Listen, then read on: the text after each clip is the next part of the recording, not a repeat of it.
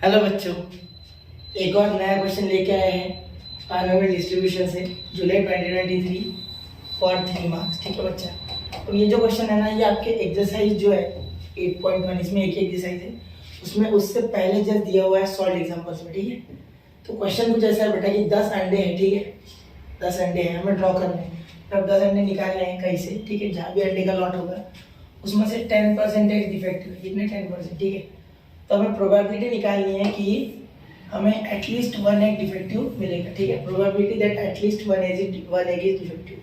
ठीक है, मतलब एक से ज़्यादा अंडे डिफेक्टिव है तो दैट इज ओके, कम से कम एक अंडा डिफेक्टिव होना चाहिए। मतलब अगर हम 10 अंडे ड्रॉ कर रहे हैं तो 10 के 10 डिफेक्टिव हो तो भी चलेगा, 9 हो तो भी चलेगा, 8, 7, 6, 5, 4, 3, 2, 1 चलेगा। लेकिन एक भी अंडा डिफेक्टिव ना हो, ऐसा कभी भी होना नहीं चाहिए, क्योंकि बोला गया है कि 10% अंडे ऑलरेडी डिफेक्टिव है। ठीक है, तो हमें प्रोबेबिलिटी निकालनी है, कम से कम एक अंडा डिफेक्टिव होना ही चाहिए। मतलब हमें प्रोबेबिलिटी ऑफ एक अंडा डिफेक्टिव, प्रोबेबिलिटी ऑफ 1 अंडा डिफेक्टिव, प्रोबेबिलिटी ऑफ 3 अंडा डिफेक्टिव, यानी पी ऑफ 1 से लेके बीच में के सब 2, 3 से लेके पी ऑफ 10 तक प्लस करना पड़ेगा। तो क्या मैं सच में इतनी लंबी प्रोसेस करूँगा? बिल्कुल नहीं, मैं इसे थोड़ा शॉर्ट करूँगा, वो मैं आपको अभी बता दूँ क्वेश्चन के साथ। ठीक है बच्चा, थोड़ा आवाज़ का इशू है, जैसे कि मैंने बताया अभी 2-3 लेक्चर जो डाले उसमें भी आवाज़ का इशू होगा मेरा, बाकी ठीक है, तो वॉल्यूम बढ़ा के सुनना थोड़ा सा। ठीक है बच्चों, कोऑपरेट करना है। ठीक है, चलो तो शुरू करें।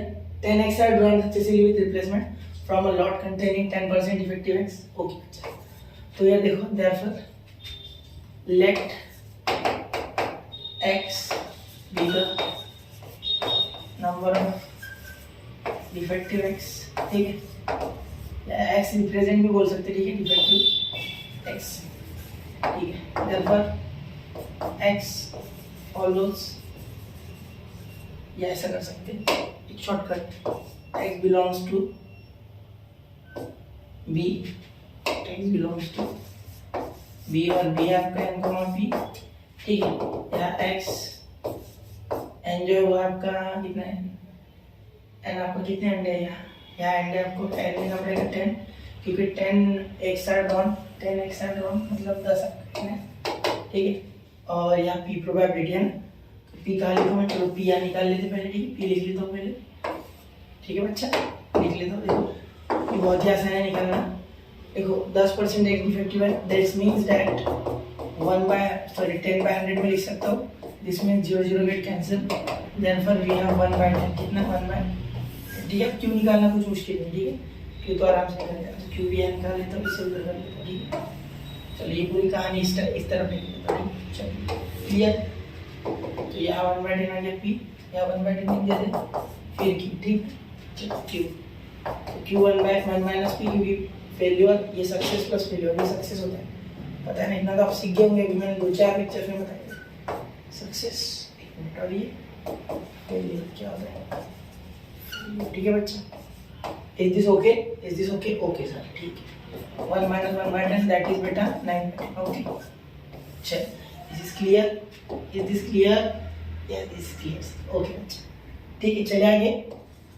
परसेंटेज थोड़ा अच्छे से, थोड़ा मोटा बना दे, दिखना चाहिए। ठीक, तो एक फॉर्मूला हमें पता है। ठीक है, देयरफॉर हमारे पास यहाँ, चलो फॉर्मूला हमें पता है, P of x is equal to x is equal to NCR P of x P raised to the power x Q to the power n minus x। तो ये हमारा सिंपल सा फॉर्मूला, बहुत ही आसान है। ठीक है, बिल्कुल टेंशन नहीं लेने वाला है फॉर्मूला। ये हमने कहाँ यूज़ किया है बेटा? ये हमने प्रोबेबिलिटी में भी यूज़ किया, और यहाँ बायनोमियल भी सेम फॉर्मूला यूज़ हो रहा है। ठीक है, चलिए शुरू करें। ठीक है, तो यहाँ सर x क्या होगा, इस पे डिपेंड चलेगी। तो इस पे आप पी ऑफ 1 डालो, फिर यहाँ से पी ऑफ 2 लिखो, फिर पी ऑफ 3 लिखो, ऐसा करते करते लास्ट में पी ऑफ 10 तक पहुँचो। तो क्या ही लंबा हो जाएगा क्वेश्चन, इतने सारे यहाँ कितने सारे नंबर आएंगे। तो इसे जुगाड़, देखो मैं बताता हूँ, सुनो क्वेश्चन में बोला गया, ध्यान से सुनना। मैं बताने के लिए बता सकता हूँ कि P of X is equal to 0 रख दो तो हो जाएगा। हाँ बता सकता हूँ, फील लो, बताने के लिए बता, उसमें कोई फायदा नहीं। फील लेना है, फील लो, फील के सुनो। एटलीस्ट 1 डिफेक्टिव है, उन्होंने क्या कहा है कि एटलीस्ट एक तो होना ही चाहिए ना, एक डिफेक्टिव होना चाहिए। मतलब 1 चलेगा, 2 चलेगा, 3 चलेगा, 4 चलेगा, 5 चलेगा, 6, 7, 8, 9, 10 चलेगा। लेकिन एक भी अगर डिफेक्टिव ना हो ऐसा नहीं चलेगा, वो प्रोबेबिलिटी हमें नहीं चाहिए। तो उतनी प्रोबेबिलिटी टोटल प्रोबेबिलिटी से माइनस कर दो, और टोटल प्रोबेबिलिटी कितनी होती है 1, दैट इज 100%। ओके 1 इज 100%, और हम ऐसी प्रोबेबिलिटी को माइनस कर देंगे जिसमें अंडर डिफेक्टिव है ही नहीं, तो हमें डिफेक्टिव वाली मिल जाएगी 1 से 10 तक की। बिल्कुल मेरी बात को वापस सुनना, पहले से लेके ये 1 मिनट 30 सेकंड जो भी मैंने बोला पूरा दिमाग में यहाँ बैठ जाएगा, गारंटी है मेरी, ठीक है। चलो तो यहाँ मैं लिखूंगा देयरफॉर फॉर एटलीस्ट, मैं ऐसे लिखूंगा। एक और सेंटेंस ऐड करना चाहूँगा सिर्फ आपके लिए, ठीक है। एग्जाम में आप चाहो तो करना वरना मत करना। फॉर एटलीस्ट गेटिंग 1 डिफेक्टिव, ये मैं अपने तरफ से कर रहा हूँ, ठीक है। ये सेंटेंस लिखने योग्य है, ठीक है। डिफेक्टिव है, वैसे भी मैं टेक्स्ट बुक से जितने सेंटेंसेस लिखता हूँ वो ज़रूरी भी नहीं है बेटा, ठीक है। वो ज़रूरी नहीं है इतने सारे, आपको मैथ्स करना है ना कि इंग्लिश, ठीक है। चलिए there we have P of x is greater than or equal to, ठीक है। एटलीस्ट 1 चलेगा x या 1 उसके इक्वल चलेगा, ये उससे ज़्यादा भी चलेगा, ठीक है 10 तक। Okay that is equal to P of that is equal to 1 minus P of x is equal to 0। मतलब एक से ज़्यादा डिफेक्टिव चलते हैं, दैट इज ओके ना, दैट इज ओके, ठीक है। तो 10 तक ऐड करते बैठेंगे क्या, नहीं ना, तो 10 तक ऐड मत करना, 0 वाला माइनस कर देना उसमें से। ये ऐसी प्रोबेबिलिटी जिसके लिए डिफेक्टिव एक आएगा ही नहीं, वो माइनस कर देना। मतलब डिफेक्टिव एक की probability is equal to 1 minus defective नहीं मिलने की प्रोबेबिलिटी, क्योंकि 1 टोटल प्रोबेबिलिटी है, ठीक है। आपके लिए ये P है और ये Q है, तो ये माइनस Q है इधर, और ये 1 है और ये P है, ठीक है। फार्मूला भी बैठ रहा है, तो Q प्लस Q एक इधर आ जाएगा, इधर से इधर माइनस, ठीक है। तो ऐसे समझना इन चीज़ों को, ठीक है। That is the real feel of this chapter, ठीक है। फील समझो यार, ओके। इसका रियल लाइफ में बहुत यूज है, होता है इसका यूज, आपको नहीं पता, होता है यूज। बहुत से बच्चे पूछते हैं मुझसे इस मैथ्स का क्या यूज है, बेटा इतना यूज है ना कि आप सोचते रह जाओ, क्या जनरल लाइफ में नहीं है यार, लेकिन जो बड़ी बड़ी चीज़ें होती हैं, बड़े बड़े प्रोजेक्ट्स होते हैं, उसमें इसका यूज होता है, ठीक है। छोड़ो, P of x is equal to 0 के लिए तो यह n क्या है आपका, we have the n is what बेटा, n इज 10, यहाँ n 10 लिख देता हूँ मैं, ठीक है। x तो आपका 0 ही आपको दिख रहा है, P of x होता है फॉर्मूला में, आपका 0 है, मतलब यह r की जगह क्या है x, ये x से मैंने r लिख दिया, गलती से लिखा मैंने x, ठीक है।